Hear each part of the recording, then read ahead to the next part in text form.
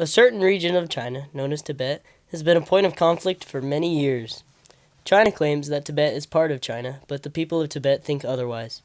They wish to become an independent state, and in 1912, Tibet revolted against the Qin dynasty and declared itself independent, but in 1949, Communist China took over Tibet.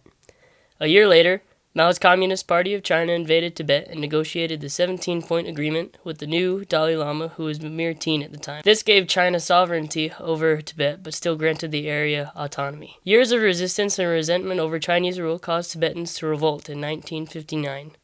Full-scale fighting broke out, and more than 80,000 Tibetans were killed. The Dalai Lama was forced to escape to India, where he remains to this day. Ever since, Tibetans continue to protest, some even lighting themselves on fire. Exiled from his country, the Dalai Lama travels the world, preaching wisdom and advocating for Tibet's autonomy. So what we've done is we got the Dalai Lama, and we got a representative from China, and they're here to talk about their point of views. Now, gentlemen, let's have a hey! What are you doing? Quit it! Come on, we're trying to be professional here, you know? So, gentlemen, why did China invade Tibet in the first place?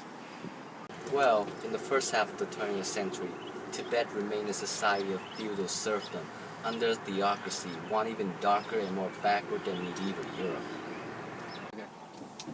Well, first of all, like most of its Asian neighbors, we were backwards and badly in need of reforms.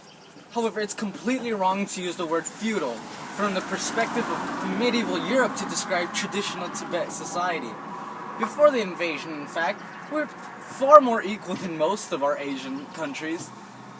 Hugh Richardson, who spent a total of 9 years in Tibet as Britain's last and independent India's representative, he even wrote, "Even communist writers have had to admit that there is no great difference between the rich and poor in Tibet." Because of this backwardness, beginning in 1950, China peacefully liberated and democratically reformed Tibet, ending the old feudal serfdom where brutality was rife. A hell on earth with the backward masses enslaved by the landlords and priests. The 17-point agreement was imposed on Tibetan government with the intimidation of 40,000 PLA troops. Our delegates were threatened. The seal of Tibet government was forged. I could not freely express my disapproval. I was only 16. But soon after arriving in India, I declined the agreement as it was a thrust upon the Tibetan government and the people by the threat of arms. Also, with rampant Western imperialism following the end of World War II, protecting Tibet from such imperialism was very important. China's liberation of the country was designed to achieve these ends. Oh, so you were the charming prince saving the damsel in distress that was in my homeland? I believe China wanted Tibet because we had the rivers. Yeah, we had the rivers. The Tibet Plateau. It was the source of many major rivers like the Yellow River, the Yangtze, the Mekong. Rivers that were cradle of Chinese civilization. Also, not just water. In 1999, a region of Tibet was found to have 16 major deposits of natural minerals worth over $130 billion. Okay, let's just move on to the next question. Should Tibet remain a part of China? Tibet has been a part of China for more than 700 years. Ever since the Yuan dynasty absorbed Tibet into its rule, Tibet has become an inseparable part of China ever since. It's true that Tibet maintained a unique culture, written and spoken language, religion, and political system. We've never been a nation state in the modern sense. At times in our long past, Tibet has been influenced by various foreign powers, including the Mongols, the Gurkhas, the Manchu emperors of China, and the British rulers of India. It would be hard to find any state in the world today that has not been subjected to foreign domination or influence at some point in history. Imagine if England took claim over the US just because the US was once part of England.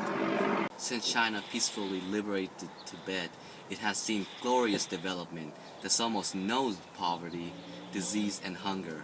Life expectancy has doubled, literacy has risen from 5 to 85%, and former slaves have been given land. There's also been a huge investment in infrastructures, jobs, housing, schools, and hospitals. This couldn't be further from the truth. Tibetans are left at a disadvantage in our own country. Infrastructure projects enable the movement of China's military, mass immigration of Chinese workers to gain access to Tibet's rich resources. This all enforces China's control. Millions of people have been forced out of our homeland. Education is taught in Chinese. The United Nations itself has repeatedly challenged China on human rights abuses in Tibet, including finding Tibet the worst area for child malnutrition in China. We've been rejecting China's rule, and the evidence shows that Tibetans are not happy with China over us. We need to be free. Tibet needs China. Hey boys, let's cut the tape. Thank you for joining us this week.